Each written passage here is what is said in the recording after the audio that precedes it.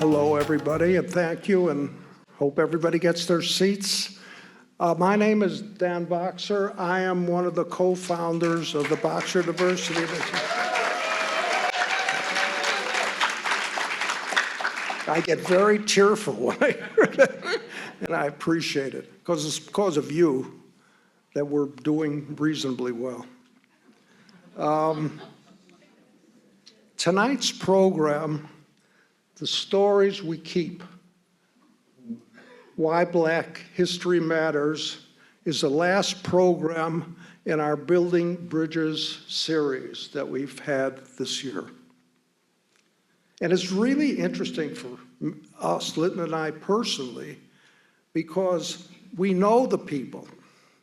I mean, we've known Renee Gilmore, Dr. Stewart, David, and of course, we've gotten to know Gilbert King, who's come back by popular demand. So it is something special. But before we begin, we want to recognize our Bending the Arts students who are sitting right in the front, are going to stand up in a second. Wait. They're an incredible group of people, our second cohort, second year, and it's a program made possible by the Charles and Marjorie Barancik Foundation. These students are deeply engaged in the study of civil rights history. They've had the tutoring, amongst others, of Edna Sherrill. They've met with a Freedom Rider, at least via Zoom. And 2 days, is it 2 days from now? They will be getting on a bus, not a Freedom Rider bus, but a bus to go to Montgomery and Alabama and the rest of the civil rights sites in Alabama. And I can tell you that it will be life-changing. And if you want to go, you can come at 6 in the morning on Saturday, and you can wave them off with their parents. So will you please stand so everybody can see you and recognize you?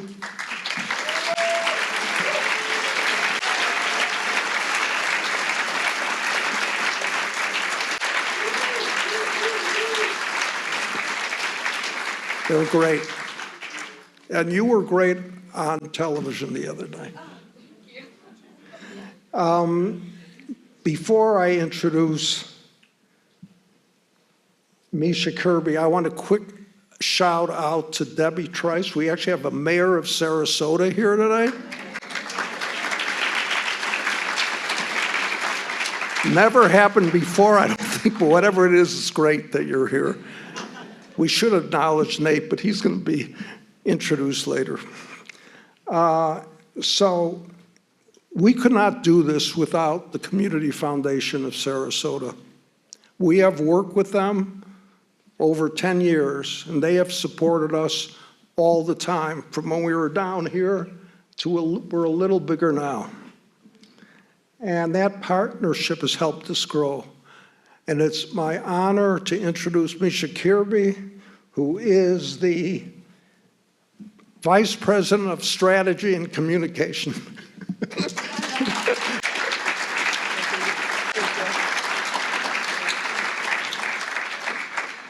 Thank you very much, Dan. Good evening, everybody. It is a real pleasure to be here with you tonight.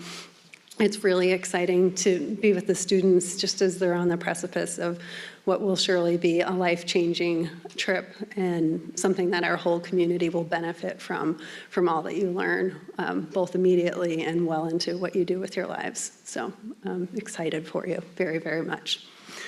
And As Dan said, I'm with the Community Foundation of Sarasota County, and we're a proud supporter of the Boxer Diversity Initiative. I'm here with, there's some people here in multiple roles tonight. I did just want to acknowledge a couple of board members that are with us, Judge Charles Williams and Renee James Gilmore, who have a role here this evening, but they are also part of our Community Foundation board. And I have a couple of colleagues who I believe are in the room as well.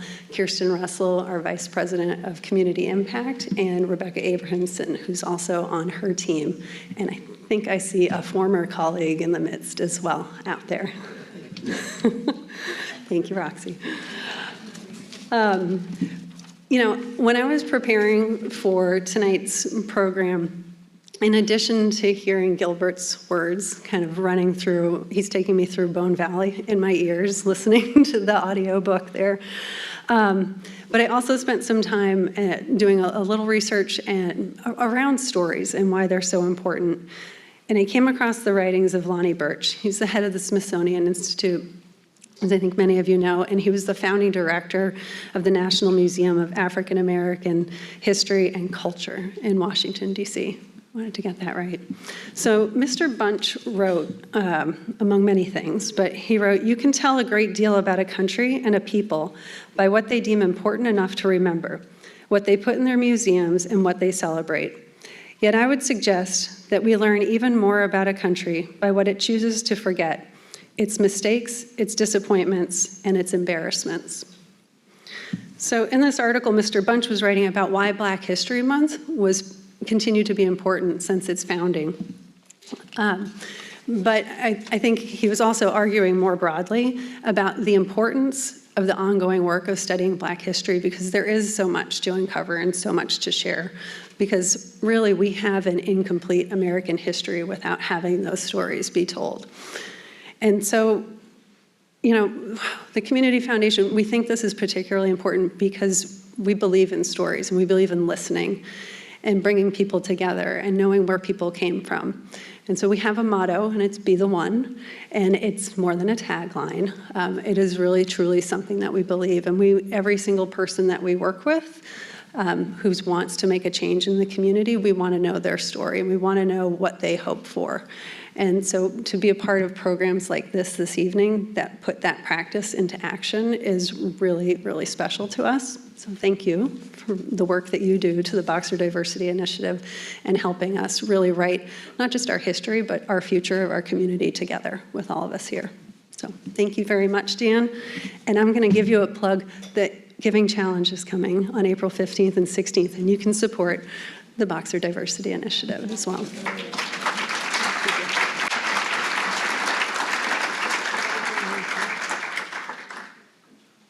Thank you so much, Misha, and thank you for the Education Foundation. We actually have a very special treat tonight. We have the West Coast Black Theater here, and they have kindly agreed to have a small performance from us. And I'm going to introduce, he doesn't need introduction, but I'm going to introduce the founder and the creator, artist, director of the WBTT, Nate Jacobs.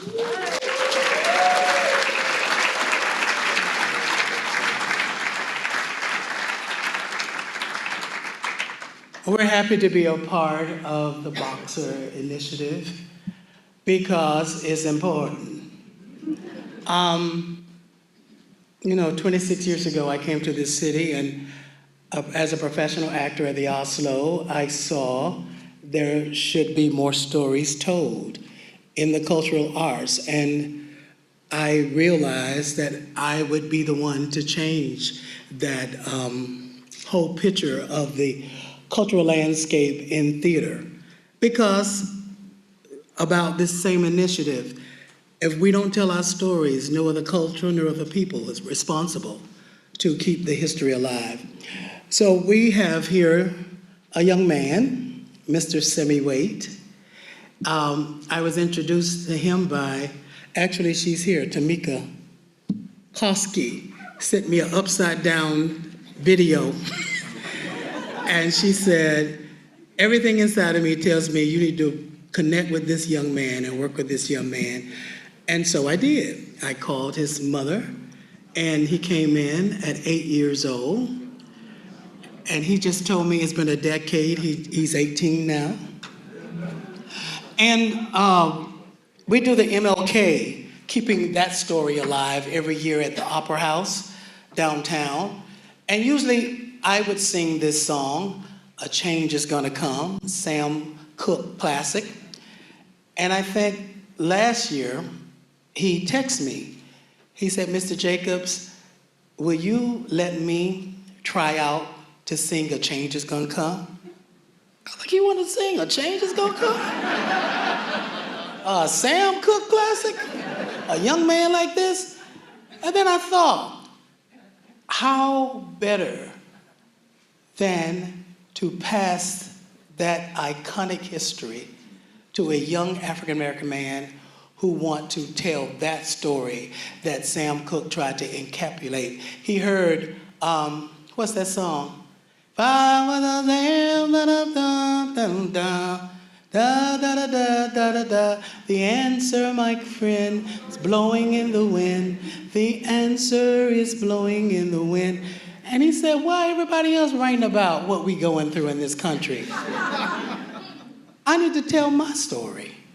And thus, A Change Is Gonna Come was born. So here we are, ladies and gentlemen, Mr. Sammy Waite to perform the song. Hi, everyone. As he just said, I'm Samuel Waite. I'll be singing A Change Is Gonna Come. As he said before, I've been with them for about a decade now, which is crazy to think about. Thank you for that. And so I hope you enjoy the song.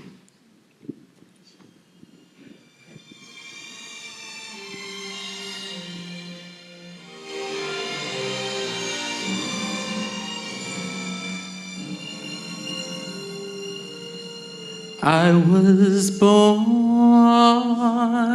by the river in a little tent, and oh, just like the river I've been running ever since. It's been a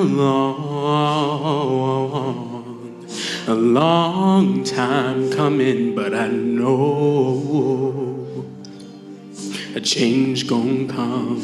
Oh, yes, it will. It's been too hard a living, but I'm afraid to die. 'Cause I don't know what's up there beyond the sky. It's been a long time coming, but I know a change gon' come. Oh, yes, it will. And I go to the movies, then I go downtown. But somebody keep telling me don't hang around. It's been a long time coming, but I know a change gon' come. Oh, yes, it will. Then I go to my brother, and I say, brother, help me please. But he winds up knocking me back down on my knees.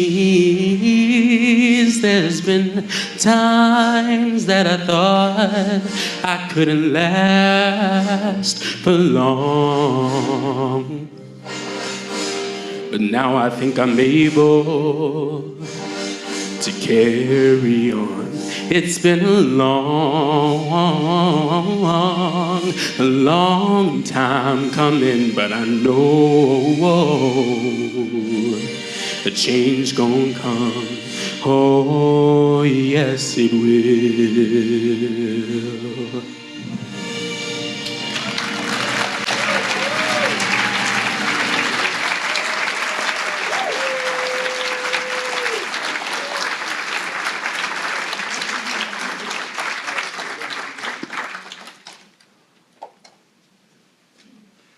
All right, ladies and gentlemen, we're going to have our moderator and our panelists get on the stage in a moment. I'll be doing the introductions.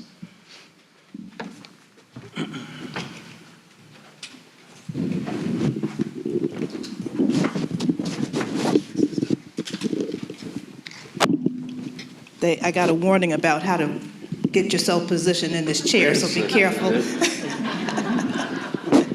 Once you're in the chair, you're good. We can't count. We rehearsed that. Change seats on. Yeah, change is coming.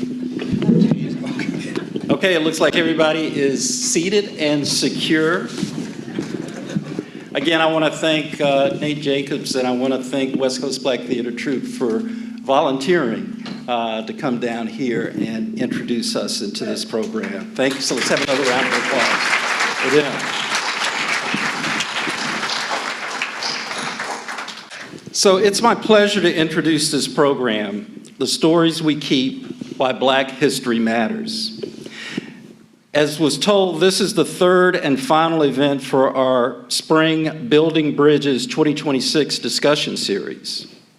This program is designed both to educate and foster discussion among all of us as a community, and to prepare our Bend, New York students for their trip to civil rights sites in Alabama beginning in the next couple of days.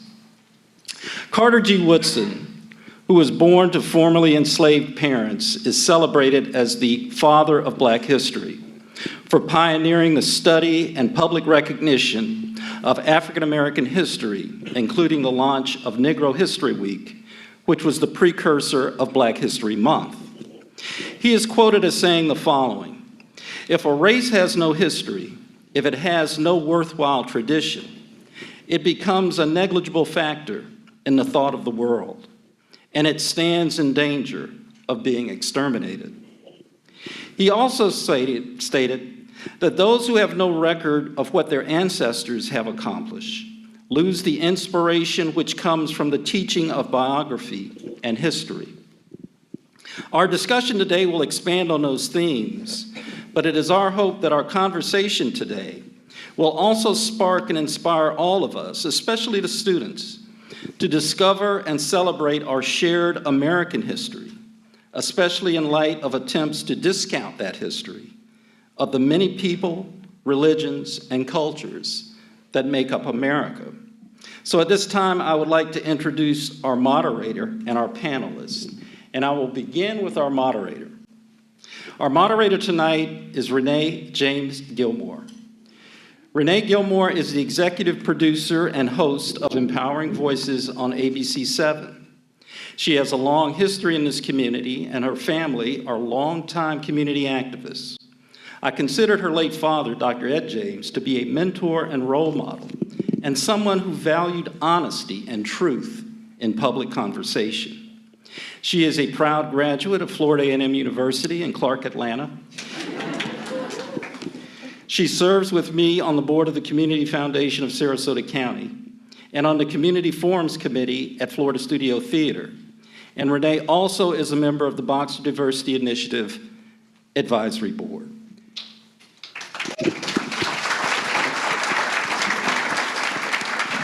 And so to her left is Gilbert King. I don't get to say this very often, so I never pass on an opportunity to say this. But you know, I have a good friend who won a Pulitzer Prize.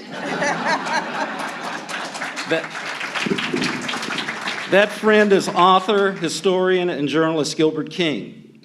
Gilbert won the Pulitzer for his multi-award winning book, Devil in the Grove, which was nonfiction, but actually read like fiction because you couldn't believe this tale of racism, corruption, and injustice that occurred here in Florida could be true, but it was.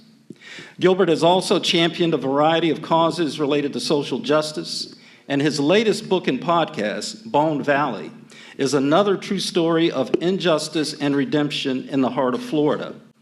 He has written other books, including Beneath a Ruthless Sun and The Execution of Willie Francis. So it is a privilege to have my good friend Gilbert King as a part of this discussion. Thank you, Charles. It's great to be back. Thank you. I got to see who's here. Okay. It's me. Next to Gilbert is Dr. James Stewart, and we are so fortunate to have living with us in this community such a distinguished historian and educator in Dr. Stewart. Dr. Stewart is a professor emeritus at Penn State University, where he served as vice provost for educational equity and was the director of the Black Studies program. Also of note, in light of tonight's topic, Dr. Stewart served as national president of ASALH, the Association of African American Life and History, founded by Carter G. Woodson. And he served as the president of the local chapter of this organization, which should be noted is one of the largest chapters in the country. And next to him, just joking. Next to him is David Wilkins. David is the former Associate General Counsel at the Dow Chemical Company. He is a graduate of the University of Illinois College of Law. Grew up in Chicago. Relevant to this program, he is the former president and board chair of the Minnesota branch of ASALH and the co-founder of the ASALH Minnesota Freedom School. The mission of the Minnesota ASALH Freedom School is to, quote, teach the truthful history of Africans and African Americans in the founding, formation, and development of American society and culture. So we are very pleased to present to you our moderator, and she will begin this discussion with our esteemed panelists. Thank you. Thank you so much, Judge. Why don't we start by level setting and discussing, each one of you give us a definition, please, of what is Black history? And because you're all scholars, I'm going to ask you to break it down for us, give us the essence of it, rather than a technical explanation. What is Black history? And David, why don't we start with you? So, to me, Black history encompasses the entirety of, well, let me begin with where we begin as a people, because we begin as a people in Africa. Right? So we can never forget that. But Black history, particularly for me, is the diaspora, African descended people, their history, their lives, their culture, wherever they may be in the world today. We refer to African American history, and that is a subset. That would be our experience in this country. You didn't leave much for me to say. Did you? I think Black history, as David points out, begins in Africa. And it begins by understanding that in Africa, there were intact societies that had major accomplishments before the era of enslavement. And those who were brought to these shores brought with them a lot of that knowledge, experience, and spiritual beliefs, and they persevered over time. So it's a story of the trials and tribulations, the successes, and the struggles for liberty. That's what Black history is to me. Wow, that leaves a lot for me. I just want to point out, we come to this through three different, I guess, point of views. David from the law, Jim through academics and historian, and I'm more of a storyteller. So I think it's important to understand the differences in those. I think this matters because, for me, this is American history. If you want to understand the history of this country, you have to understand Black history.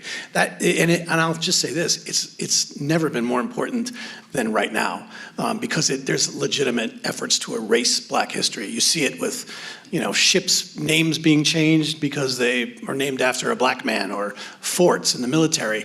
That's a disturbing trend, and I'm sure we're going to talk more about that. But yeah, it's more important than ever right now. Thank you for that. And Gilbert, since you're sitting right beside me, I'm going to start with you this time. Historians often say that we have to understand history in order for us to go forward and understand the present. So, question for all of you is, how does understanding Black history help explain social, cultural, and economic realities shaping lives today? And since that's such a big, I'll just ask you to take one of those components. Yeah.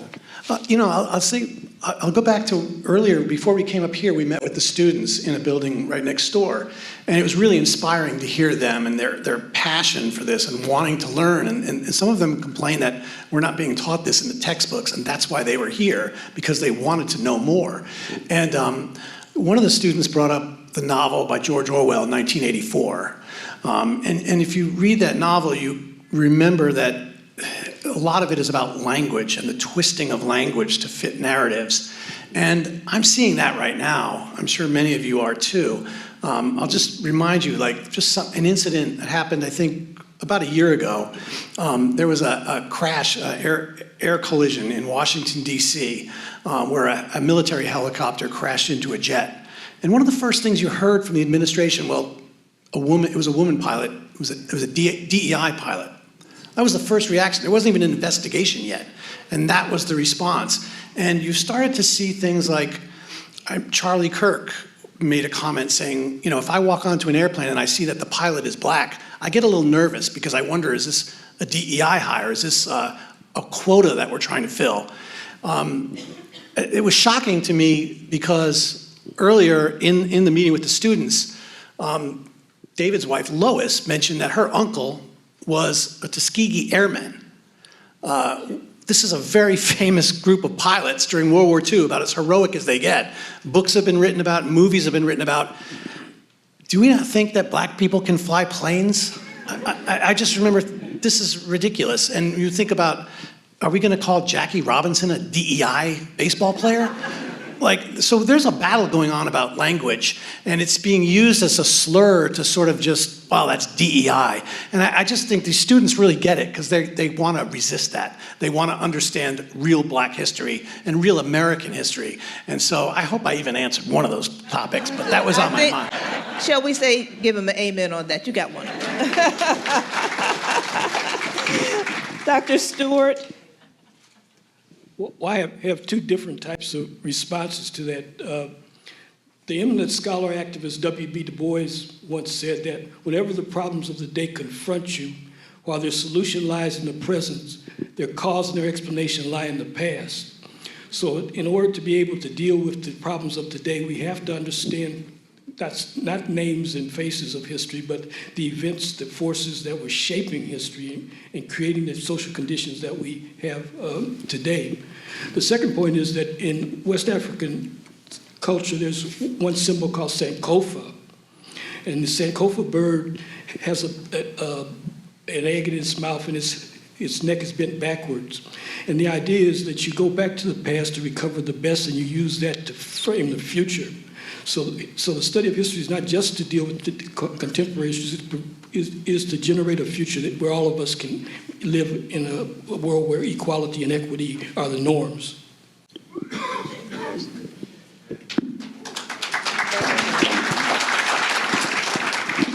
Let me start by saying something, and I know I don't need to say, but I'm going to say it anyway. Black people, Black culture, Black life, and DEI are not synonymous, okay? But I raise that because as we talk with the students, we tried to make the point that history, particularly Black history, is always contested. There's always conflict, and we're living that conflict today, but this isn't the first time. We know after the Civil War, during the Reconstruction era, there was great progress made. Remarkable, some formerly enslaved, some not, taking positions of power. It was truly the first opportunity for America to be America, the first opportunity for there to be a multiracial, a true democracy. And within 12 years, 15 years, that was attacked, and the powers that be regained power, particularly in the South, and that ushered in the Jim Crow era, which lasted as long as we all know. We're in a similar position today. Probably backlash, like the backlash to Reconstruction, backlash to the Obama administration, and all that we've seen and all that we're living through with the current administration. So the message to our young people is our history is always a contest. There's always going to be resistance, and there's always going to be backlash. And this is simply a fact, and that's why these students are studying and why each of us need to continue to study, to not ever lose sight of the fact that whatever accomplishments, whatever progress we make will be met with backlash. And we need to understand that going forward. Our children particularly need to understand that. Thank you. Dr. Stewart, I'm going to start with you on this question. Many Black historical narratives were preserved through oral history, through music, through song, through poetry. That was long before the textbooks started writing about Black history. What does that say about the role of documenting experiences now in some form or fashion? Well, I think we have even greater opportunities to use those approaches to document history. I mean, we obviously can use the internet, we can do searches of our history, but as you know, my wife and I collect African and African-American art, and there's that old adage, a picture's worth 1,000 words. And so what we've tried to do is to project Black history and culture through our collection, and to invite people to come in and to enjoy that collection, because it has much more of a direct impact than simply reading some of the stuff that I write. You know, it puts me to sleep sometimes when I read. But I think through the visual arts, and I write about Black music also, and I write about the political messaging in Black music, and those messages were very, very important during my formative years when I was in college, when some of the Motown artists and soul artists in the South were adapting some of the spirituals and other forms of music to make them into protest songs to help motivate people to participate in the movement. And we see some of that same type of movement today among some of the artists, and a lot of the actors who will make very political statements when they receive their awards, because the arts have a capability of having a much greater impact than some other forms of trying to motivate people. Gilbert? You know, I was just thinking about this while you were talking. You know, there's so much to be really proud of, and the history is just fascinating. You can never stop learning enough about this. But one of the things I was thinking about was that, you know, Thurgood Marshall, when he would take on these civil rights cases, you know, he would often come down to the South. You know, he's traveling by himself a lot by train. Coming down, he would say, armed only with a piece of paper, the U.S. Constitution. And he would go into these courtrooms and just argue the law. And he knew he was going to lose. But his idea was to just get them before a higher court, a more level playing field, like the U.S. Supreme Court, where there could be true change that would come that would affect, in these landmark decisions that could affect all of American culture. And he was asked, you know, like, aren't you scared about coming down south? And, you know, yes, I was. But he said, after the case, I get back on the train and I go back up to New York, and I'm pretty safe up in New York. But he goes, the real heroes are the men and women who stay down here and continue to fight. These young Black lawyers and activists who stay in these communities and continue to fight for equal rights. He said, those are the ones that are heroes. Those are the ones who are really experiencing true fear. And I was just thinking of that like, there is so much to really focus on culturally, but like lawyers too. I mean, they were really out front of the civil rights movement. Thurgood Marshall used to say there was some contention between him and Martin Luther King in the 60s. There was a little bit of contention because, Martin Luther King Jr.'s movement was becoming really popular in protest. And Thurgood Marshall would say, well, we had to sue for the right for you to protest. So the groundwork was laid there. And I think if you look back on the contributions of the whole civil rights movement, you really can look to the lawyers as heroes at the precursor of it. David, I think that is right for you Excellent, because Stole your answer. No. Yeah, give it up for bring about the evidence, Give it right? up the lawyer. Give it up for the lawyers. But and Gilbert's a brilliant storyteller. If you've not read his work, you need to. I just finished Beneath the Ruthless Sun. Beneath the Brutal Sun. That's the wrong title. It's close enough. Ruthless Sun. I did just finish it. The medium, to Renee's question, the medium is always going to change, always going to advance far beyond where we can imagine today, although that may be hard to imagine given where we are.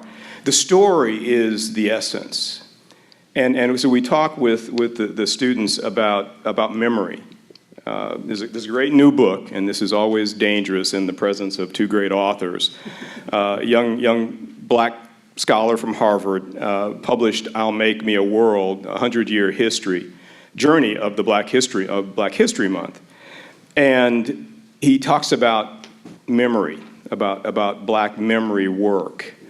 And the story, it's got great stories of Carter G. Woodson in particular, father of black history, almost 20 years old before he started high school, and he'd go on to get his several degrees, ending up being the second African-American to get a degree from Harvard, first history degree.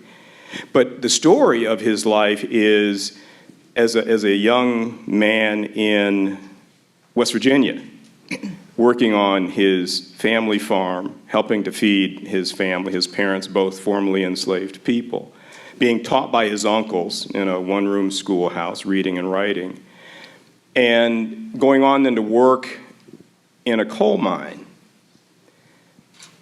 And what I found so fascinating in reading about his life is he could read and most of the coal miners could not. And most of these coal miners, like his father, were former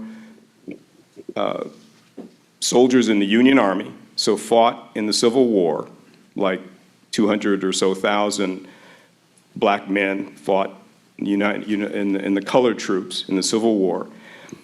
And so he would listen to their stories about enslavement, about the war, and then he would read to them the newspaper, because they couldn't read.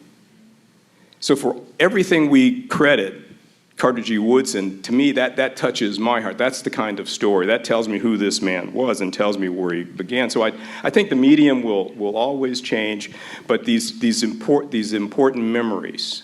And the other thing I like about the book is he talks about W.E.B. Du Bois. He talks about Carter Woodson. He talks about the fact that a 15-year-old Martin Luther King traveled from Alabama, from Montgomery to Dublin, Alabama, to compete in a oratory contest, won the contest, and his subject was W.E.B. Du Bois and the Black Reconstruction.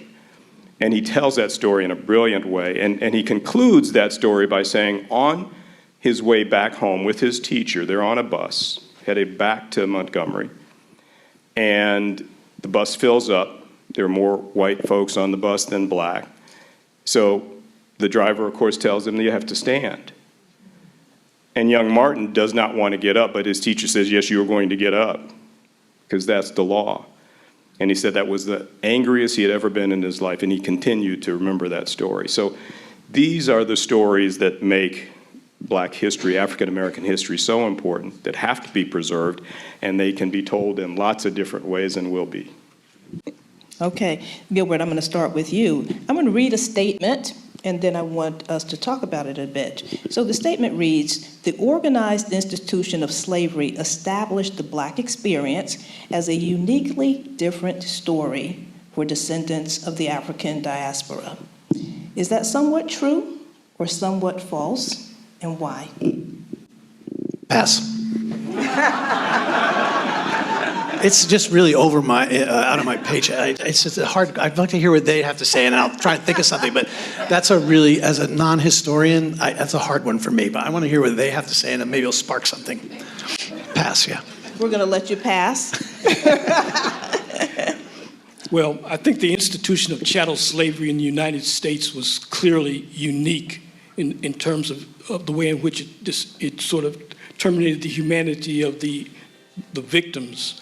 However, it morphed in ways that have created parallels for the experiences of people in other societies as well, but there clearly is that unique experience, the unique trauma that was created by that, what they call the peculiar institution. And I'll just stop there since it was passed to me. Well, and I think adding to what Dr. Stewart has said, the hereditary nature of enslavement in America. Prior to the experience of slavery, most children descended through the father in European culture. That was changed so that the enslaved child would descend through the mother, allowing the enslaver to keep that child enslaved.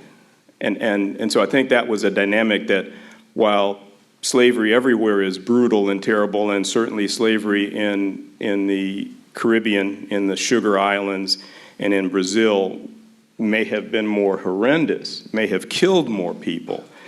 The fact is, the grip of slavery in our experience is one that sustained itself through that change, and made it therefore harder to throw off.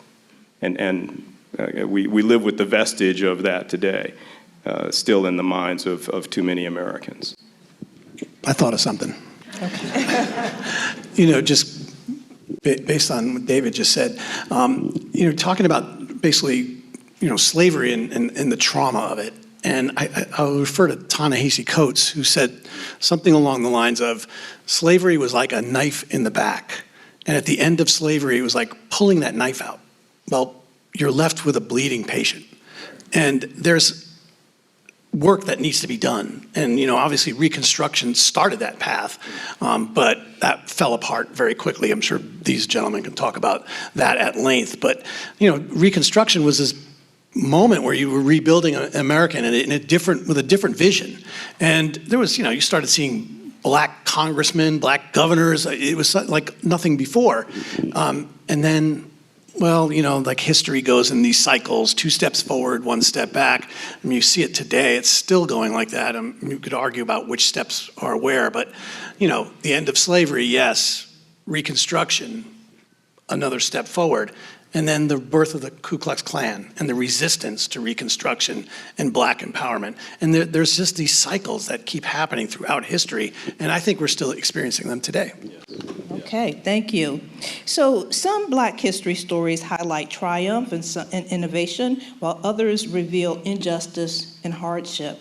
Why is it important to present both aspects of the Black experience? Someone said recently that the depiction of slavery at the National Museum makes slavery seem so bad.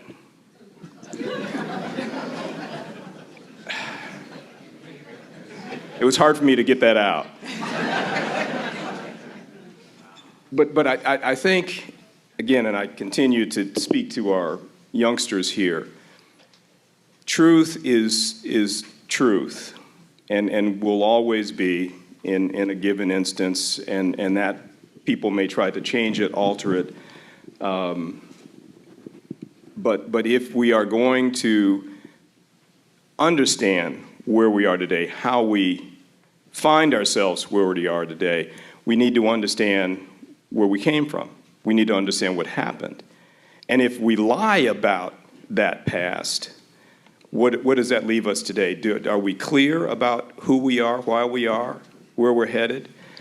And I think too many of us, no, nobody in this room, some would be perfectly comfortable forgetting that history and moving on.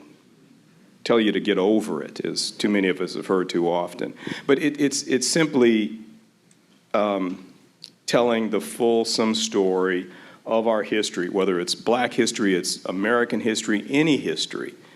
It's simply, you're either going to tell the truth and deal with that truth, good or bad, or you're not. And we choose, I think, as Black folk, Black professionals, Black historians, Black parents, Black grandparents, we want the truth told, and we want our children to experience that truth and confront that truth and be prepared, because not telling the truth isn't going to protect them from the evil that's out there, from the supremacy that still exists, from the racism that still exists.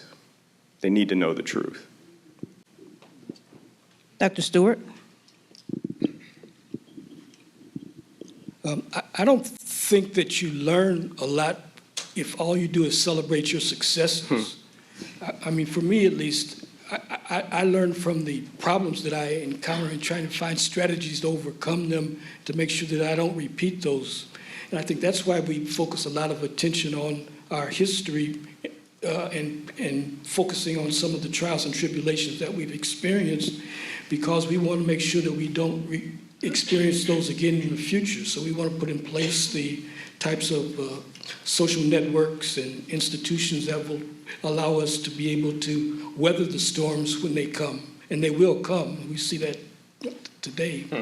But at the same time, it is important for us to celebrate those successes and those accomplishments, because that affirms our humanity, our identity, and our role in the world.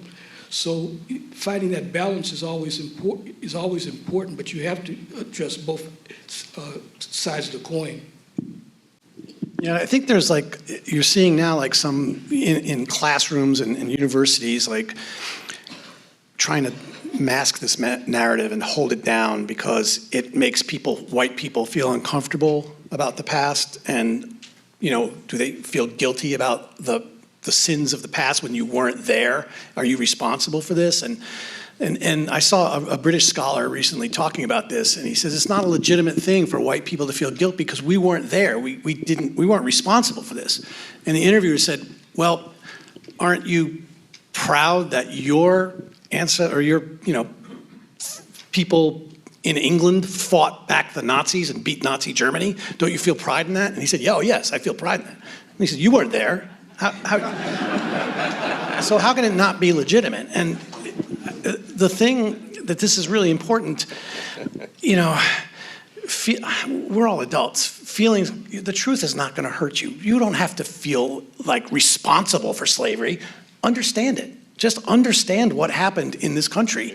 If there's anybody whose feelings should be hurt, let's talk about, like, in World War II, there were over 1 million Black servicemen. A large part of them came from the Jim Crow South, where they were, second-class citizens. They were willing to fight and die for the country.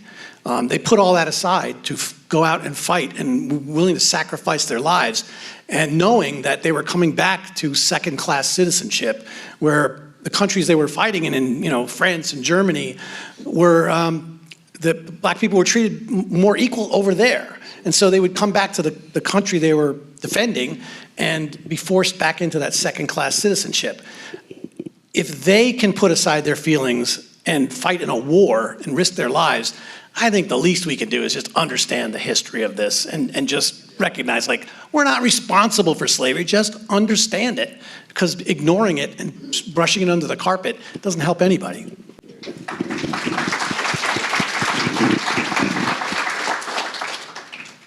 When productions and books and exhibits talk about stories and talk about figures that have been change agents or community leaders, what does it mean to understand the broader context of how those people or how those events are being discussed? Is context, background important? David, we'll start with you, since you're nodding your head. Trying to understand that question, nodding my head. Context is always important. And I think that there are, again, I've mentioned W.E.B. Du Bois, a brilliant scholar who began his career after getting his degree in Harvard in probably the most hostile environment you can imagine as a scholar. He's got his PhD from Harvard, and you can imagine the reception he received in the historical societies. And there was actually a conscious effort, and had been for some time, to tear down the history of both Africans and Africans in America. As a part of the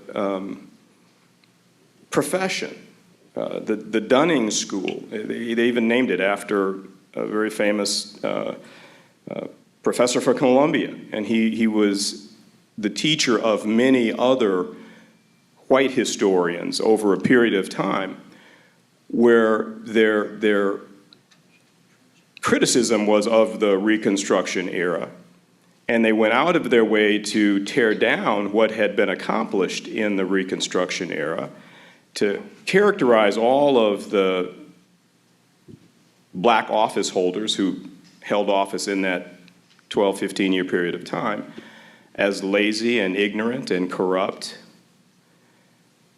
when in fact, those black legislatures, in one, I think, pretty important example, legislated the first public schools that had ever existed in the South. Think about that for a minute.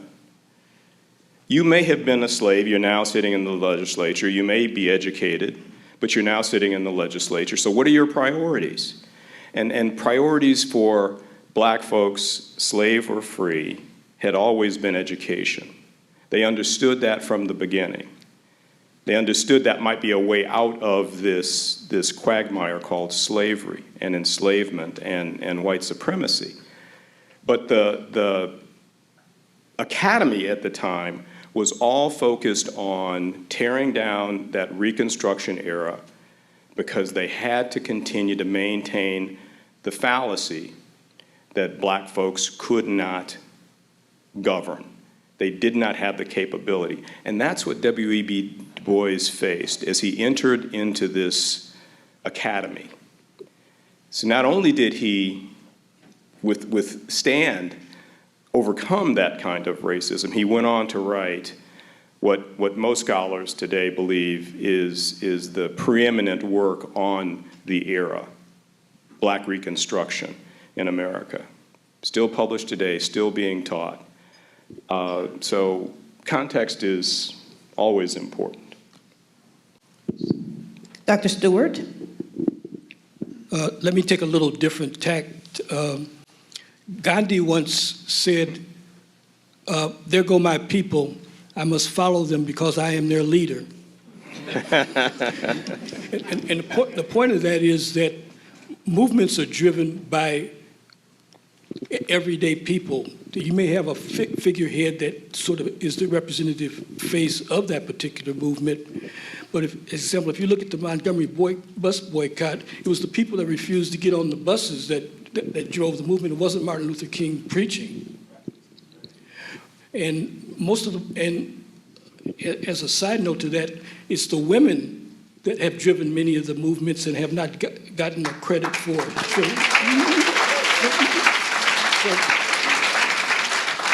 So I think when we look at the history, we have to look very carefully at who the people that deserve the credit, who are the major actors, and what the forces that are driven, and not get overly hung up on the visible people. I mean, even Du Bois said that he was tired of seeing the histories of kingdoms and kings and queens, that he wanted to see the histories of common people written. So that's why all of us that are sitting here today can play an active role in creating change, because we are all potential change agents.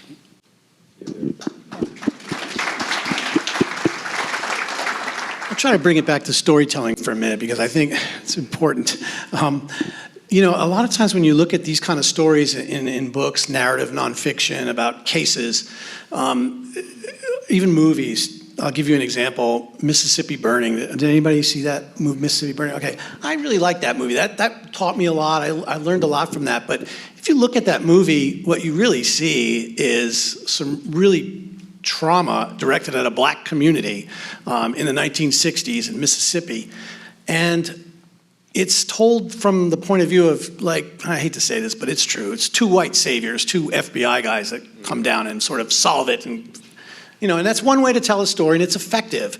But it does kind of whitewash things a little bit, and you're not getting the full context of what really happened.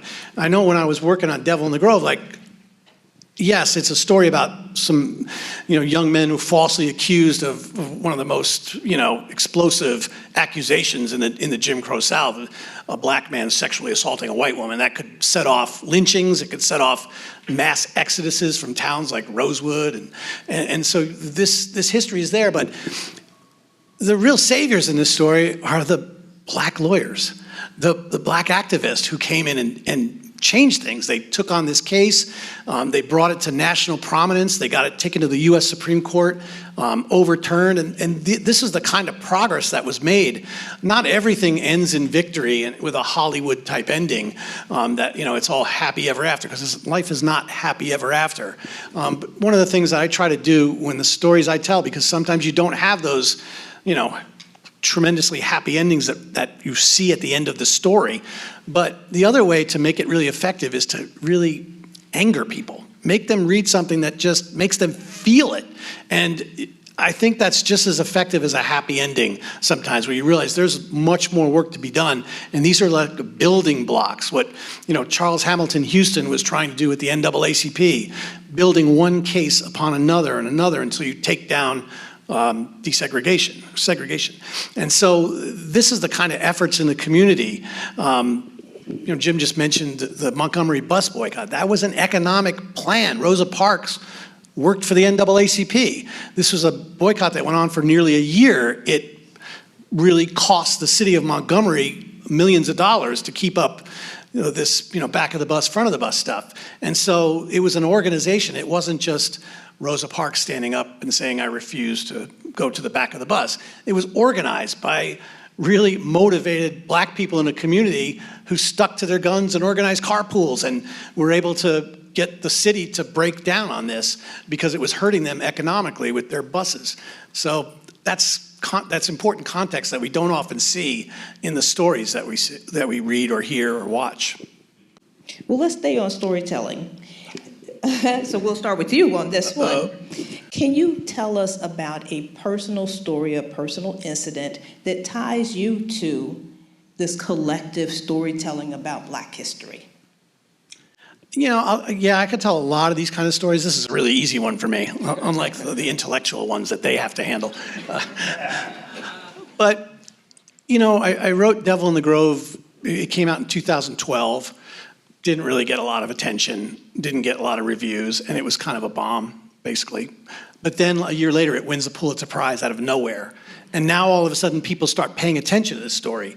And important people in Florida, politicians, lawyers, a lot of people were paying attention to it, the media was paying attention to it, and there became this movement. We have to correct this injustice, even though it's 70 years ago. We have to correct this. The right thing to do is just make this right. We're not going to bring back the people who were killed in this, but at least for the families, we can at least acknowledge that this injustice happened here in Florida. And I started to see this movement towards, pardoning them, and ultimately they were exonerated just a couple years ago, 72 years after this event. They were officially exonerated by the state of Florida. I think Florida deserves a lot of credit for that, because a lot of states, they don't want to go back and revisit some of these atrocities, but Florida was willing to do it. And personally, it was a big deal, the exoneration. I know it meant a lot to the families of the Groveland Four. And I asked Thurgood Marshall Jr. to come down with me for the exoneration, and he did. And we were in that courtroom when the judge banged the gavel and said, it's my honor to dismiss all the charges posthumously against the Groveland Four. And that meant so much to the families. And I just saw Thurgood Marshall just sort of continuing this legacy of his father. And he told the families, he said, he goes, I just want you all to know that your relatives were my father's hero. He would talk about them at the dinner table. And the stories of what happened in the Deep South and things that he was able to get involved with had just moved down a generation. And to see Thurgood Marshall Jr. just be overwhelmed by meeting the families of the Groveland Four here in Florida. I mean, it meant a lot to the Groveland Four families, but I saw what it meant to Thurgood Marshall Jr. And to just see that and witness that, this living history right before my eyes, it was that, and I have a lot of those kind of stories, but that one really got to me.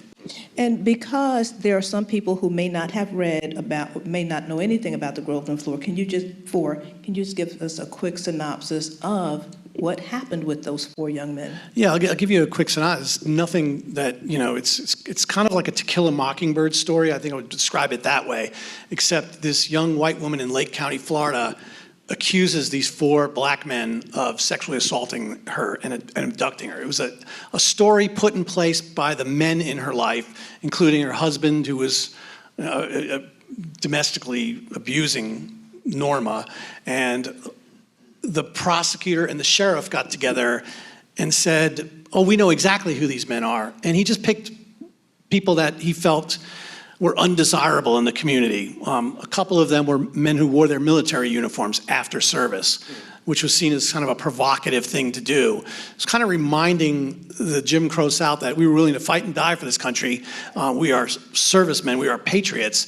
And a lot of people don't realize, but after World War II, there was a wave of soldier lynchings throughout the United States, black men in their uniforms being lynched. And so these became very provocative figures in Lake County. So Sheriff Willis McCall rounded up 4 men that he believed were responsible for this. We didn't believe it.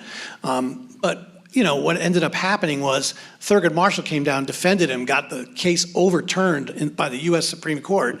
And then the sheriff said, oh, there's going to be a retrial. I'll go up and pick up the prisoners and bring them back to the courthouse the night before the trial. And he did that. And then as he's getting closer to the Lake County courthouse, he takes a little detour down a dirt road and basically pulls out his gun and starts killing the defendants. He's taking the law into his own hands. And the reason we know about this case was only because one of those defendants survived, took 3 gunshots and survived. He pretended to be dead until authorities came back. And he told a very different story, a story of cold-blooded murder.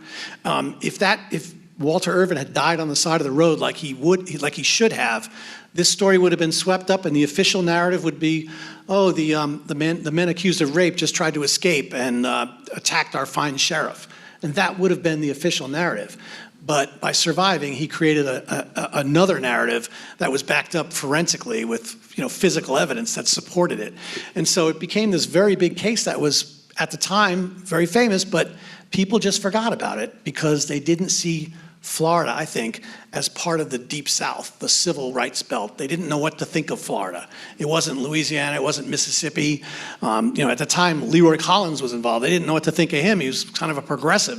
That's not the South. So anything that was happening in Florida is not really well known. We all know the Scottsboro Boys. That was 1931 in Alabama. And that case was not nearly as violent and as appalling as the Groveland story. Thank you for that. Dr. Stewart, a personal story that ties you to the collective story of Black history. My mother and father were sharecroppers in the part of Mississippi where the 3 civil rights workers were murdered.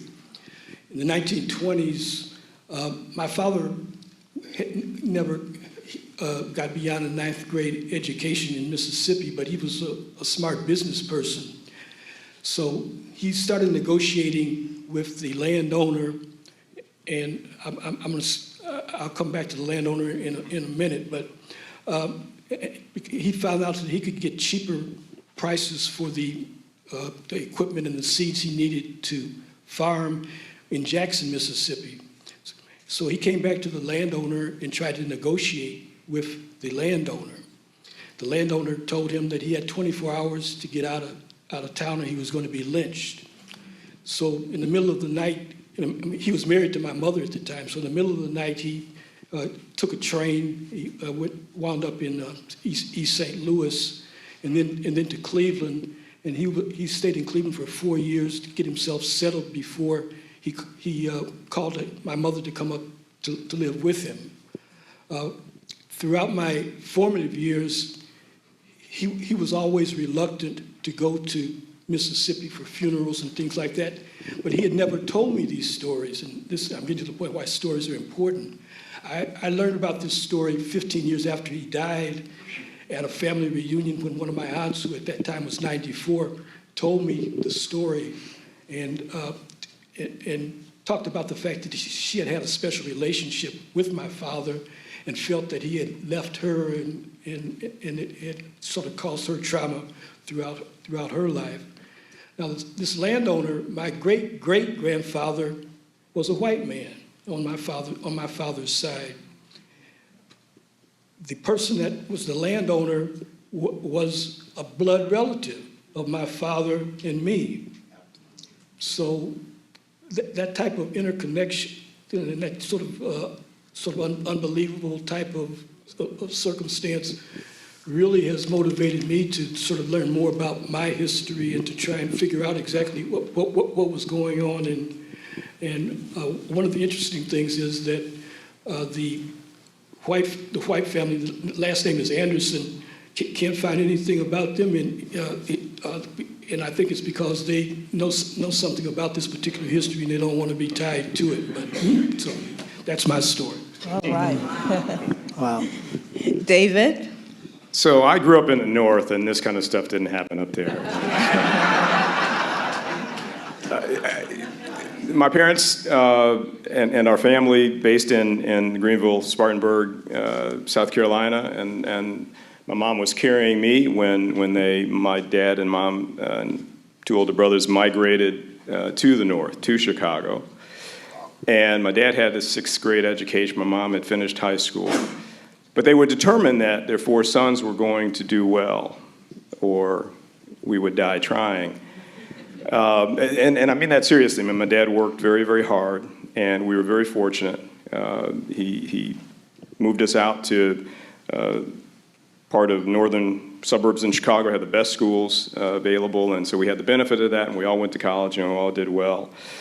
But we were in very small pockets of black community surrounded by mostly very wealthy white people. So it was a pretty safe, secure life. I'll say so. Two incidences really quickly. I was a freshman in college and had come home for the summer. Again, this is the suburbs in Chicago where nothing ever happens. And going to my cousin's wedding and gone to the wedding. Had to get the tuxedos back to the tuxedo store. My brother and I get up early, and we'd been partying all night, and so threw the tuxedos in the back and take off for the tuxedo store. There had been in the Chicago area a series of shootings related to the highway. There was some guy was taking pot shots at people on the outer drive. And so it was all in the news, but we weren't thinking about that. We're just flying down the street and pulled to a stop sign in one of the small communities, and windows are down, music's playing, and woman to our right looks at us and gives me that look. And so I said, and as soon as the light turned green, she sped off, and I saw a police car up there sitting on the side of the road, and I said to my brother, watch this. I knew it was going to happen. Sure enough, we get beyond the cop car, he pulls us over, or puts on his lights, and these are small communities, so they're all contiguous, and there are 4 or 5 different communities, and within 5 minutes, we're surrounded by cops from all of the communities. And I was in my first year of law school, I should have said. So, of course, I'm a lawyer, so I jump out, screaming at this cop. you know, just, and my brother's a little older, a little wiser, and he's looking at me like, are you out of your mind? So nothing untoward happened, but I was really angry and got the tuxedo, turned back home, got my dad, we went down to the police station, met with the police chief, and could have been much worse, but it wasn't. And so, but I knew we were going to get pulled over because we're two black kids in this community, and we were targeted. But my wife reminded me of maybe the more important story. We're married, we've got kids, we're living and working for Dow Chemical in their headquarters town, and actually we had just been transferred back. We had been at Dow for a few years, and they sent us out and brought us back.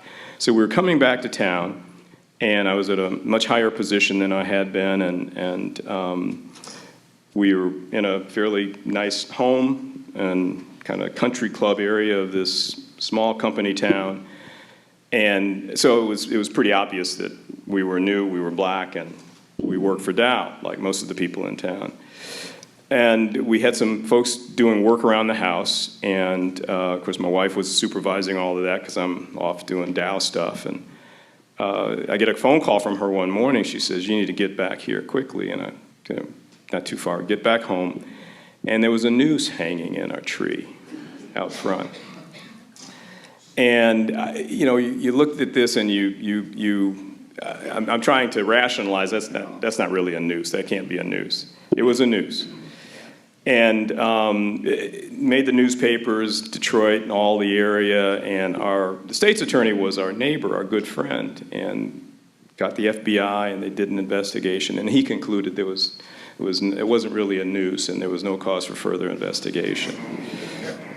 So it's just an anecdote of we thought we were safe. And I think, Lois, on that same weekend, the Ku Klux Klan paraded downtown. Now, it had nothing to do with us returning back to town, but it was coincidental, I guess. So that's our story. All right, got a statement for you.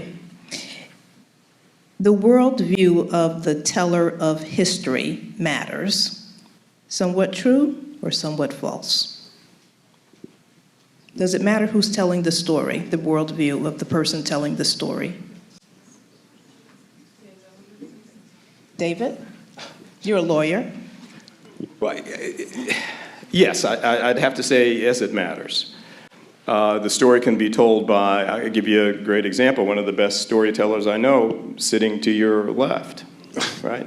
And if you've read these books, you know he's got a feel and a touch for this history, for these people. He's invested time there.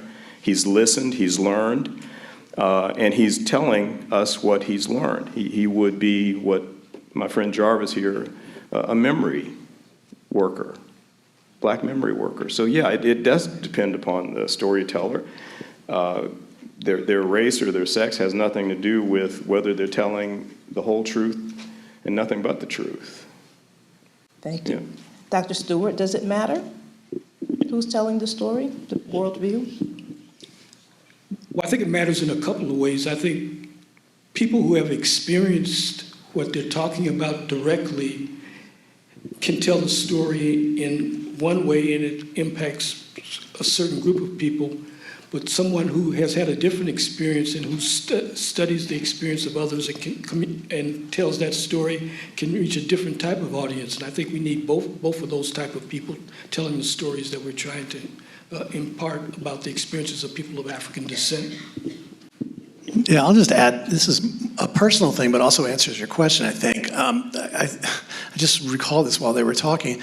I think the greatest compliment I've ever received as a writer was not the Pulitzer Prize. It was, I was going to a clerk reunion at the Supreme Court, and Thurgood Marshall Jr. was there, and all the clerks who had served for Thurgood Marshall.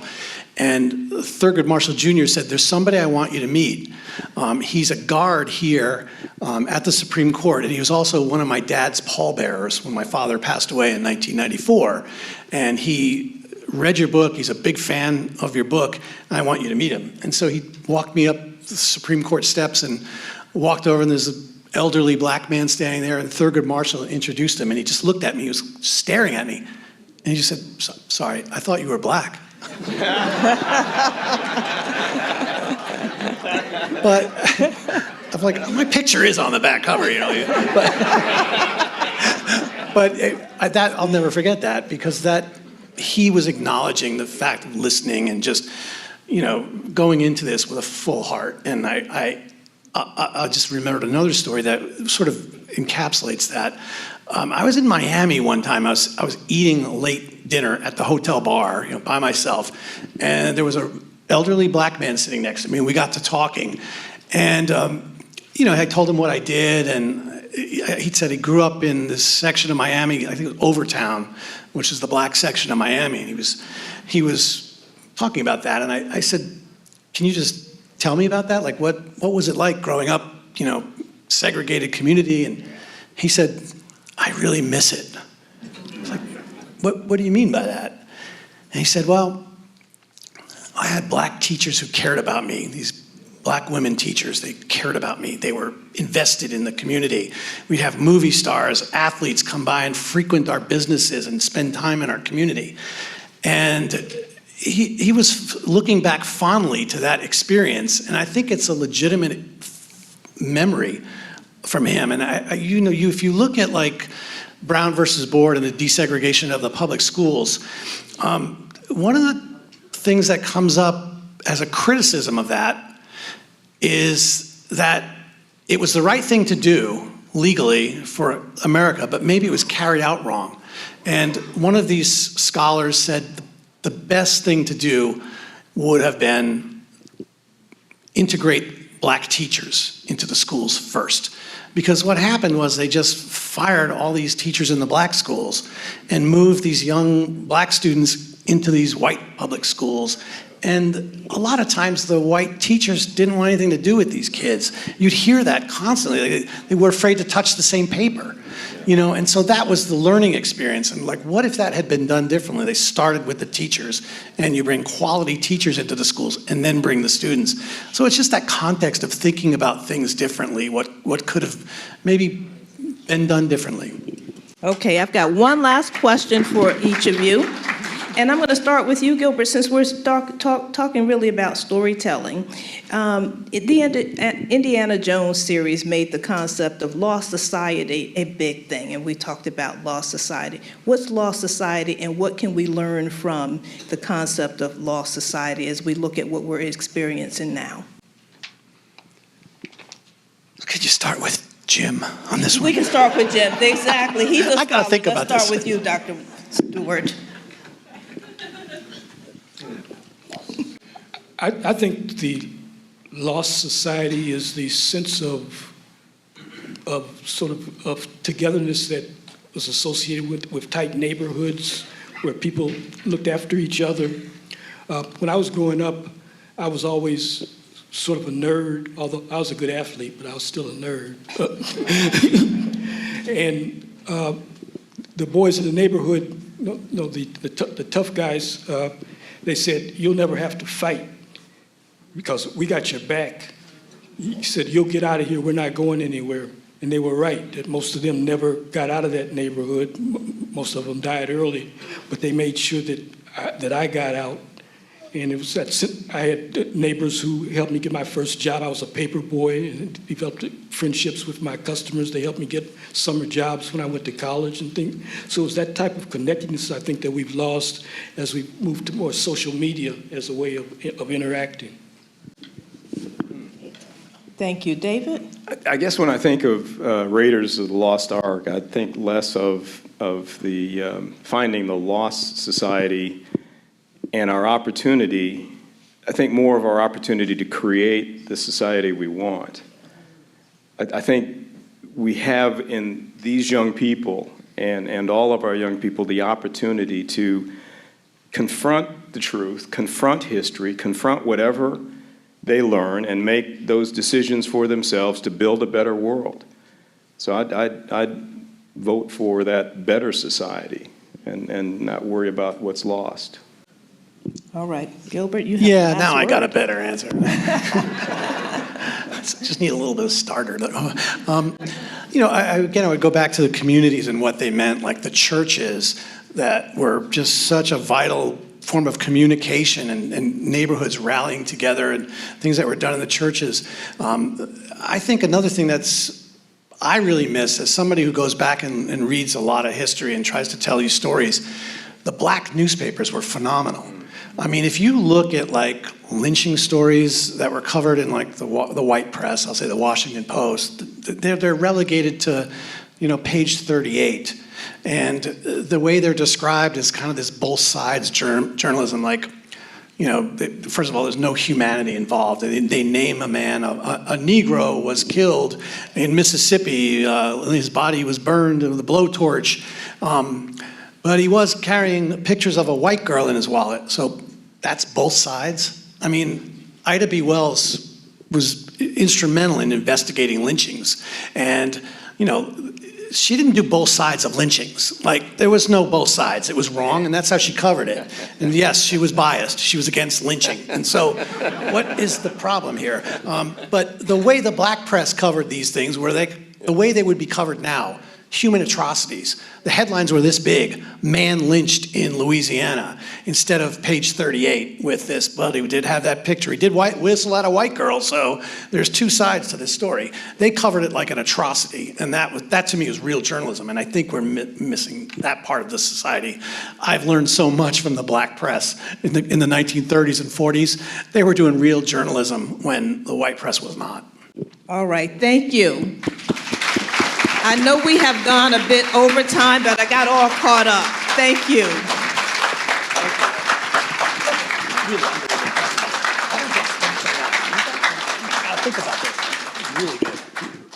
Questions? If you would come to the microphone right here in the middle aisle. Anybody. The first one's always tough, and then they'll really start going.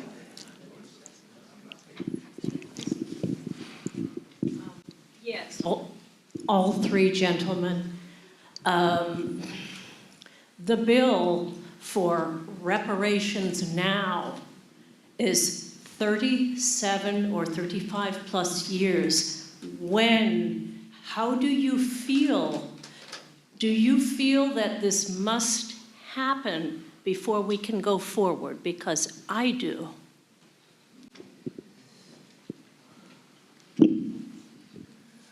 Well, one of the things we know, it'll be a long time before we get anything out of the federal government, but there are currently, I think it's 119 reparations study groups or local initiatives that are underway.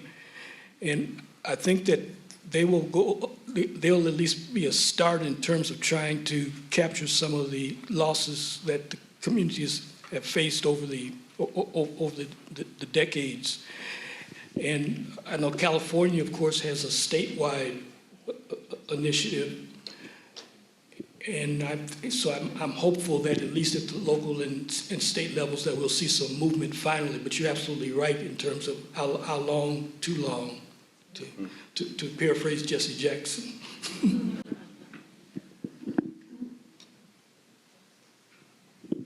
Other questions? I know I'll just say one thing about the reparations thing. I think sometimes you see this resistance because the idea gets across that, so we're just going to spend $1 trillion writing checks to black people. That's what people think when they hear that, like reparations.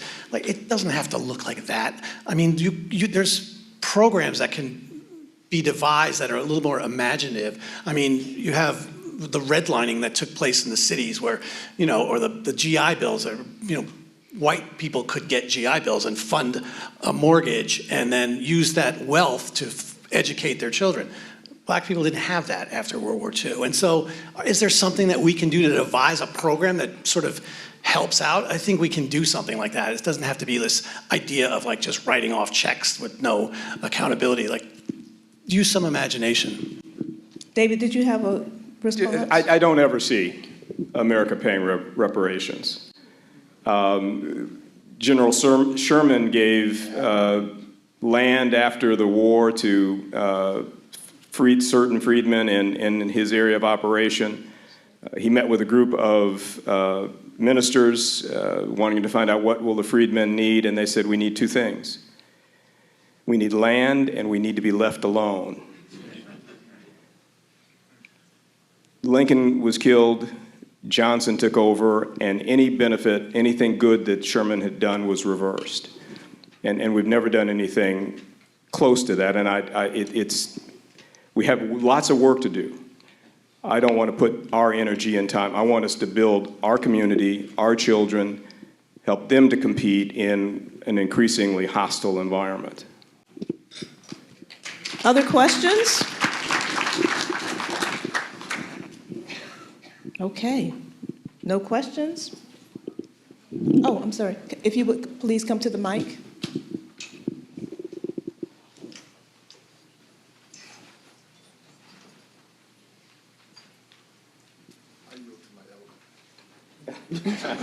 Oh, I'm sorry, no, go ahead. Go ahead. Well, I don't know. Yeah. A joint question. I don't feel, that you mentioned current hostility. So with all the very important stories that you've been talking to us about from Black history, I'm wondering about the current authoritarian enforcement of against immigrants. And their dehumanization by being labeled as the worst of the worst or illegals, families being fractured,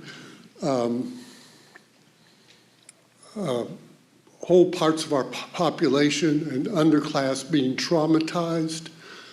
And they're not Black, so to speak, but they're being discriminated against by the color of their skin and the language they use. Is there any way that our history and what we've learned through the Jim Crow South, for example, help us in learning how to resist this current crisis? Thank you, good question. The book that I just finished is focusing on examining and parallel the experiences of Blacks and Latinos. And the focus of the book is really to identify similarities and differences in terms of how they've been mistreated, but also to try and look at strategies that can provide ways of countering that collaboratively. Back in the 90s, I was part of a group that was looking at, it was called the Collaborative City, where we brought together African Americans, Puerto Ricans, Mexican Americans, and Cubans to talk about strategies to overcome similar types of discrimination. And I believe that type of initiative is obviously needed now. And of course, I think that Black people ought to be in front in terms of fighting against the authoritarian enforcement of so-called immigration policies that exist. Yeah, I would just add one thing.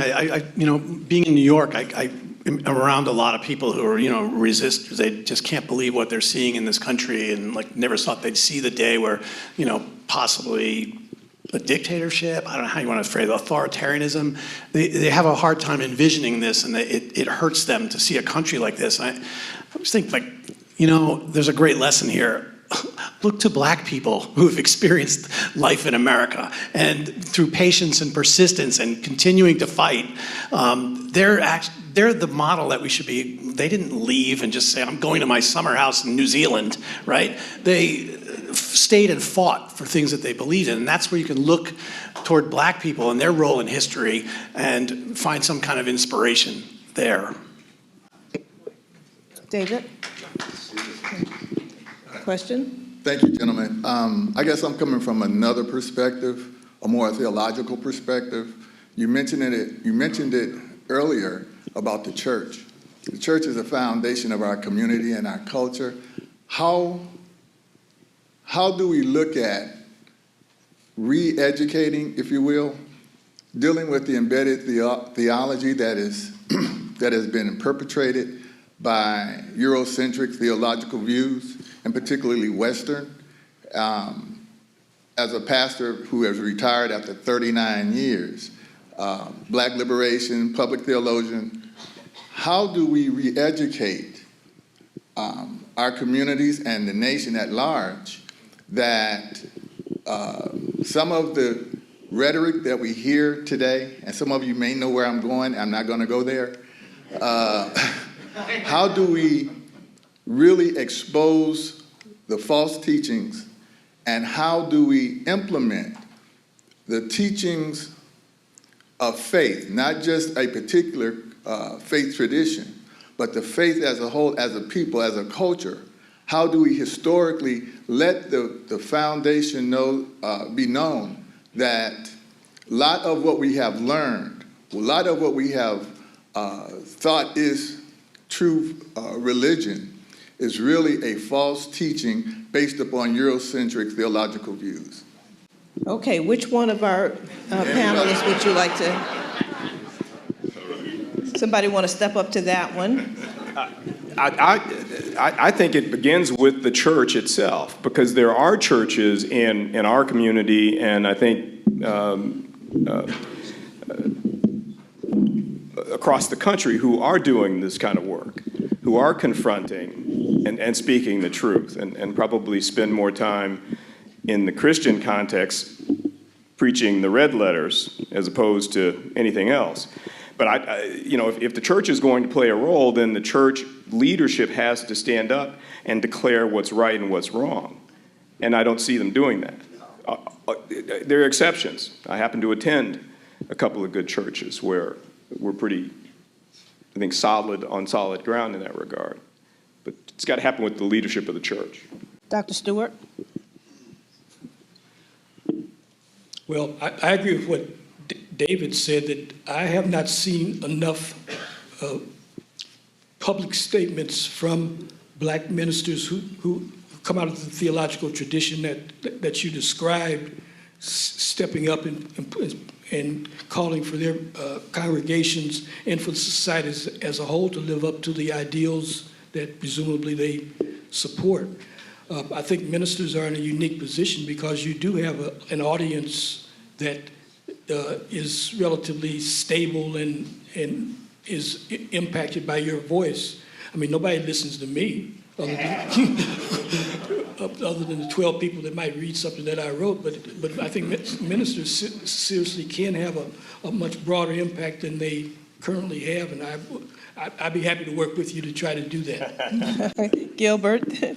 Oh, only thing I can go back to the history. In the 1940s, a lot of the work that was done done by the Committee of 100, which were like ministers, pastors, all denominations, black and white, came together and supported civil rights all over the country. And it was a very powerful thing because it was used politically to put pressure on governments, leaders. And it was a very powerful thing that a lot of people don't really know about the Committee of 100, but they did some incredible work. A lot of people also don't realize that in the South, the Baptists in the 1940s were opposed to the death penalty.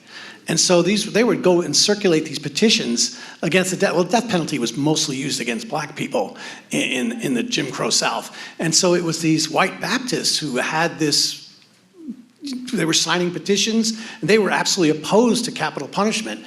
And that was kind of shocking for me as a researcher to see that back in the 1940s, like taking such a strong stance. But it was coming together as a religious movement. Thank you. Dr. Woodson? So I'd like to ask you to take a thought experiment with me. It's 2046. It's 20 years hence. And they're thinking about what was happening in 2026. What are the 3 or 4 things about this historical moment that you think it's important about Black history, about American history, that you're hoping that we hold on to so that we've learned from this point in time? Questions are unbelievable. So if I'm a historian in 2046, I'm looking back and I'm stunned. But maybe I shouldn't be. But I'm stunned to see what has happened to the democracy. I'm going to assume in 2046 that there is still a United States of America, that there is still a world. But I'm struggling, and I'm trying to work through the how did they get there? And maybe more importantly, if in 2046 I'm here and the world is here, what did we do since to avoid that in the future? Because this is truly a historic time that I'm sure historians will wrestle with. Dr. Stewart, now this is certainly your area. Well, I agree with David. I think that a historian writing in 2046 is going to see this as a pivotal moment when the American democracy went south, I guess might be the easiest way to put it. Well, let me back up. When I write about history, I write about historical cycles. And so there are long cycles in history, 50 to 65 years in duration. And so I think that I believe that we'll go through a cycle that is going to take us into a deep state of chaos and confusion. But I also believe that we'll rise out of that because the forces that will sort of reproduce some of the things that we fought for before will reemerge. But I think things are going to get a lot worse before they get better. And I think that a historian that reads my work before they write will use the cycle model to explain it. Yeah. And I'll just say, I hope we look back at it as sort of like the way we look back at the McCarthy era and just go, oh, that was a bad move. That shouldn't have happened, right? But it feels more serious than that. I mean, you can sort of see these things happening with, the ICE and the visual display of force against immigrants. And is that part of this? We have an election coming up in November, a midterm, which is a really important election. Is that ICE theater that we're seeing part of a voter suppression thing? We're going to be out at the polls and scaring away immigrants and brown people, legalized citizens who can vote, but don't want to get involved in being sent to a detention camp where you can't contact your family. Those are real threats in those communities. And, the SAVE Act is to me, it's these are things that we can look back at our history and say, we've seen this before. Poll taxes, this is a voter suppression thing. I'd like to think it's because the country is moving forward. You have these 2 steps forward, 1 step back. The reason I'll say this, history happens really fast now in this day and age. I mean, just if you look back to 2008, I'll never forget this. It was the election of Barack Obama, the first black president of the United States. And you had these very seasoned civil rights activists who admitted they'd never thought they'd see a day where they'd see a black president. And here it was happening. So it does happen fast. The cycles of history, I think, are really interesting. I don't always think it's 2 steps forward, 1 step back, 2 steps. This one feels like a big step back, something like I've never seen in my lifetime. And so it is concerning. It feels bigger and more dangerous than the McCarthy era. Thank you. Ralph? I'm a filmmaker, and I started as a painter, and I decided to start making films because I kind of looked down the road and I could see where history was going to be recorded and retold on the screen. And I think the moment I saw YouTube with the jerky video and whatnot, more than 20 years ago, I knew that we had reached that point.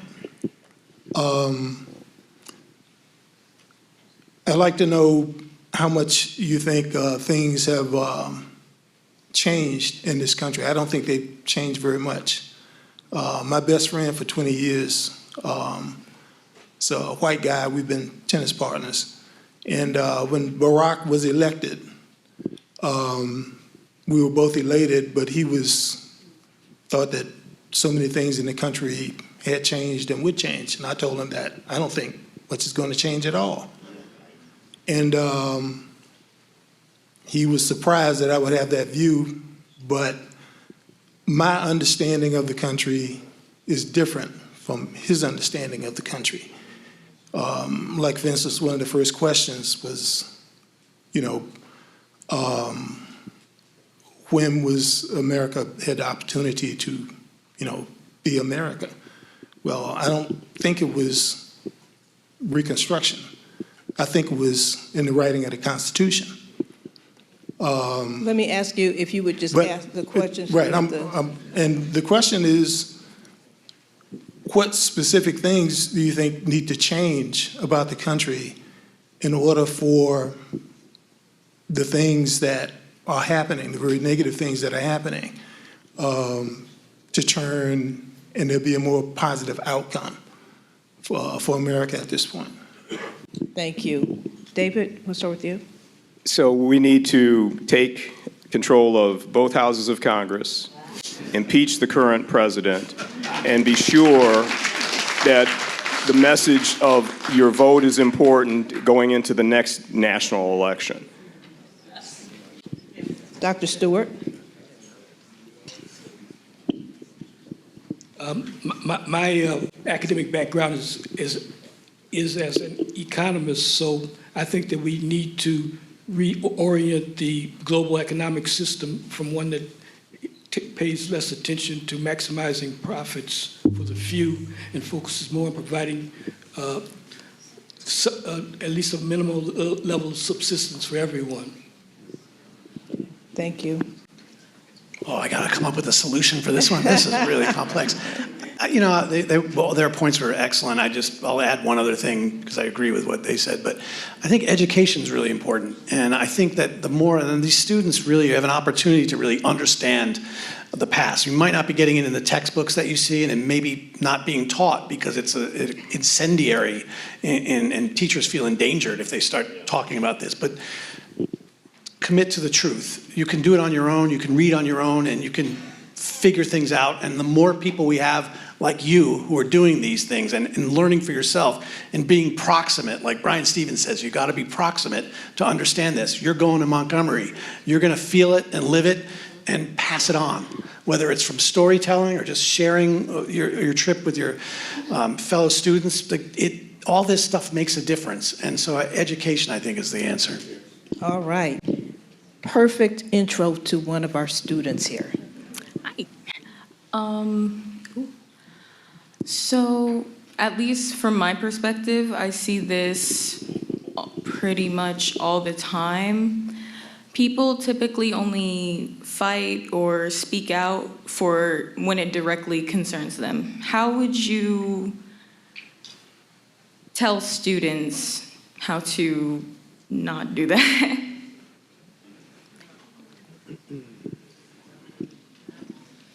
Did you understand my question at all? Yeah. Right. These questions are so good, they require a lot of thought. Dr. Stewart? Why do I always get put on? You're the professor up here.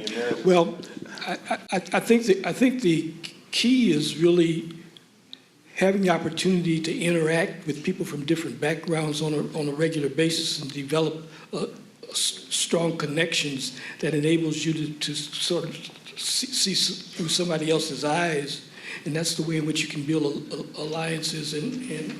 But as long as groups are sort of separated, you have sort of a group think that emerges within that particular group, and it's only human nature that you're worried about the concerns of that particular group. So you have to broaden your networks in order to be able to get people to think that about someone other than themselves.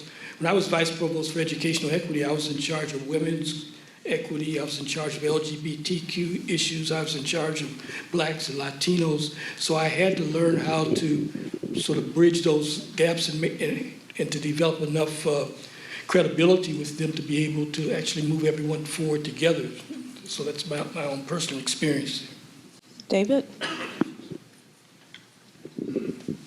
I'm gonna pass. Okay.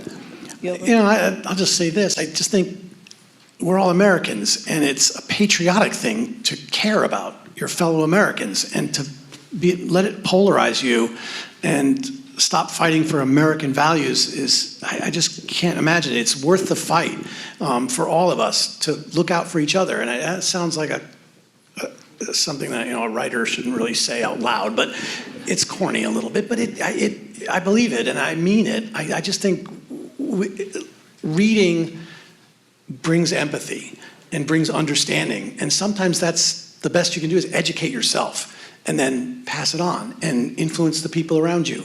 And I just think these are American values, caring for your neighbor. And we're seeing things that are happening and we should all care about that. Thank you. Hello. Oh, Hello. hello, can you hear me? Okay, so my question is regarding Mr. Gilbert. When you had said that the journalism had been a little bit better back then, how would you say we can move forward with the push of the younger generation being online? Media is a big thing, so how would you say we can move forward in kind of the younger generation, also just media, getting the real information out and being able to like continue with like true information going through? Yeah, and right now you're seeing newspapers kind of gutted. They don't have the resources that they used to have. But in another way, like they're no longer the gatekeepers. It used to be when I grew up, it was like the evening news. Walter Cronkite, Dan Rather, those were your gatekeepers of news. I don't know if that was a great thing either. I think right now you're exposed to so much. There's Substacks, there's interest groups, you can follow your interests, and you can still get more information now than you ever could back then. And so the tools are there, the internet is there, you have access to it, but it may not come into you in the same mainstream way. But like if you're curious out there, you can learn so much. I remember when I started writing books, I had to go to libraries all the time. Like now they're all digitized. I can stay in my office and access all these newspapers around the world. So much more of it is available to you for better or for worse. But I think you have to be the gatekeepers now, and you have to control what information you take in. And you see some of the problems with this, how conspiracy theories start, perpetrating and infiltrating our consciousness. These things that never happened. These aren't the truth. They're theories and wild explanations of things, but they didn't happen. But they take hold of people, and it's almost like a cult in a lot of ways. So you have to be careful of that. But I think you're in a better place as a young person who's familiar with learning through the internet. A lot of you probably grew up during COVID and had to attend school over a computer. The opportunities are there. That's just all I can say about it. It's there. You're just not the usual gatekeepers. All right, thank you. And we have one last question. Yes. Okay, my question is, how can we as the next generation help preserve and share Black history in our communities, especially now with the government having a lot of censorship in our classrooms? How would you tell us as students and the next generation, I would say, help preserve the Black history? You are a junior. Yes. All right. So you've got another year, and what I'd recommend you do, once you come back from Montgomery, tell all of your friends, find out who's interested in this message, and create an interest group, and spread that. I mean, that's just take what you've learned, share it, encourage them, because you've gotten this great opportunity, and I think that's the most important thing you can do. Is just spread that and try to, as widely as you can. Use your social media tools. Last thing I'll just say is taking on self-education. If you feel like there's censorship happening in your classroom, be curious and go outside the classroom and learn it on your own. That's a form of resistance too. Very strong form of resistance. All right.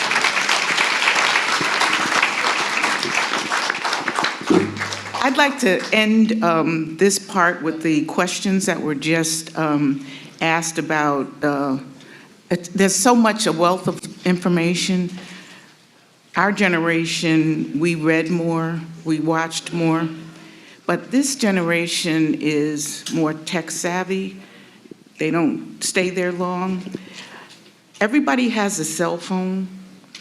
If you take out your cell phone and you pull down the 5 Calls app, you will find your legislators and your senators and the issues that are on their desk, whether that's now or whether that was this week. And you can formulate in your mind how you feel about something they're voting on. I think one of the angst that we're feeling is every day we see something worse and worse and worse.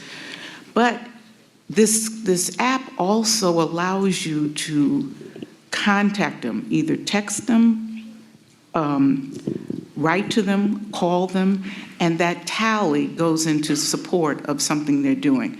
That's a quick way of at least getting in alignment with what is happening in the state of Florida. Okay, 5, the number 5, call CALLS.org. Okay? Thank you. All right. Thank you, Dan. I'll be very quick because it was so exciting, and I want to thank, A, all of you. B, I want to thank our great moderator, Renee. And Thank you for allowing me. wonderful speakers, Gilbert King, Dr. Jim Stewart, and David Wilkins. I think they were great. And